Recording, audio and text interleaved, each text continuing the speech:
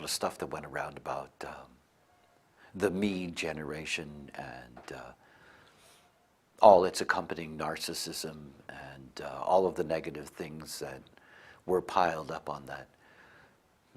I think often there's a great deal of confusion about what I mean when I, ask people in that sense to remind them to love themselves. Self-love is really an incredible thing. I think it is one of the rarest things that we have on the planet. I'm not talking about vanity. Vanity, vanity, everything is vanity. It's not about vanity. It's not about the self-love where, you pat yourself on the back because you have accomplished something and you think that you're terrific. It has nothing to do with that. It has nothing to do with puffery. It has nothing to do with egoism. It doesn't. It has nothing to do with that. I mean, all bioforms are fundamentally insecure. It's the nature of being a bioform. It's why we all have an immune system, and it's why we all have built-in fear mechanisms that are there within us. Out of those fears, depending on the way in which we deal with the world around us, arises all kinds of insecurities, uncertainties. I mean, look at the ways in which we're raised. I mean, it's the first thing to understand about how far away we are from ourselves. We're raised with deep, deep conditioning. We're not raised according to our nature. We're not nourished according to our design. We're not given the opportunities to be able to develop in a way that is correct for us. We're not. We're conditioned from the moment that we enter into the world. And you know what happens in that? You see children who are standing in front of the mirror in the morning, before they're on their way to, the school, the institution that's going to continue the conditioning, and they look in that mirror, and what they're looking at is they're looking for something. They're looking for something that's not them. They want to be like somebody else or better than somebody else, or, they have been conditioned already by their families that they're not good enough for this or that, and why can't they be like this or that, and all of those things. And at a very early age, human beings don't really think very much of themselves. I tell you, I remember what it was like when I started my career as an analyst. And I did a lot of traveling in that era and met people from all different kinds of walks of life and from different cultures around the world. And they all suffered from the same malaise. They all suffered from the same pain within them, this lack of respect for themselves. I mean, it's so interesting when you think about how diabolical the awakening process is, that you have to be so incredibly disgusted with yourself and your life in order to have a chance to even break out of that. Doesn't say much for the nature of the human process, does it?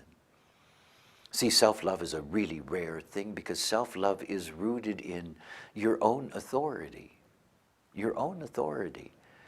It's what happens to us in terms of conditioning from the moment we come into the world, is that we lose our authority on this plane. We are trained to give up our authority to our parents, to our teachers, to give up authority to any authority figure. I mean, we give up authority to our partners, our friends, our dogs, you name it, we give up authority. We give up authority to governments, to gods, we give up authority to everything. It's fundamental in us because everything about the homogenized world is rooted in control. The only way to keep our society civil, so to speak, is control. It's all about control. And having authority over, the population is the only way the control mechanism works. So we're all trained from a very early age to give up our authority. Yet the moment that you give up your authority, the moment that, it is all in the hands of the others, you're never complete. You can never trust in yourself. And then, of course, you end up in a life in which you're not self-mind, rooted in your openness and your conditioning is making decisions for you, taking you further and further away from who it is that you are. See, human design offers a strategy and an authority, an inner authority, not a made-up one, not a philosophical one, but an authority that's part of your biological mechanism. It's your wiring. And it's an authority that doesn't require your mind. It's an authority that allows you to operate correctly as yourself. It allows you to navigate on this plane correctly as you. It just does. This is what authority is all about. You see, in the moment that you begin to experiment with your authority, you discover something, It's quite remarkable. that you're okay. Not only are you okay, but you can navigate on this plane. You can. You can. You know, this is the first thing you discover. Oh, gee, look at that. You know, I can deal with this. I can handle that. You know, that life suddenly becomes something that is much, much easier to deal with. And for the first time, you begin to experience the potential inherent in you when you are your own authority. This is where the self-love begins. It begins with trust. With trust. Not trust in somebody else's authority, but trust in your authority. Oh, it's really a remarkable thing, because the moment that you trust in your authority, you begin to see that you're perfectly equipped to live your life. Your life. That it's unique. It's differentiated. It's special. It deserves your love.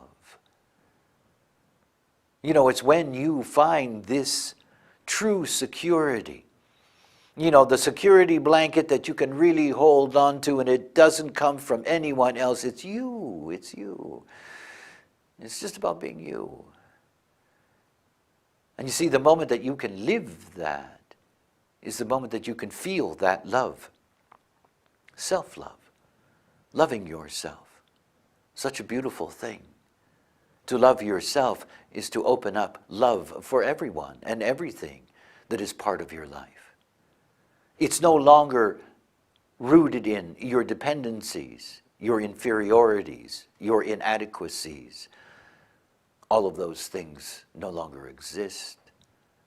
You see, to be correct is to appreciate your own magic, your own beauty. So I continue to remind you, you know, love yourself.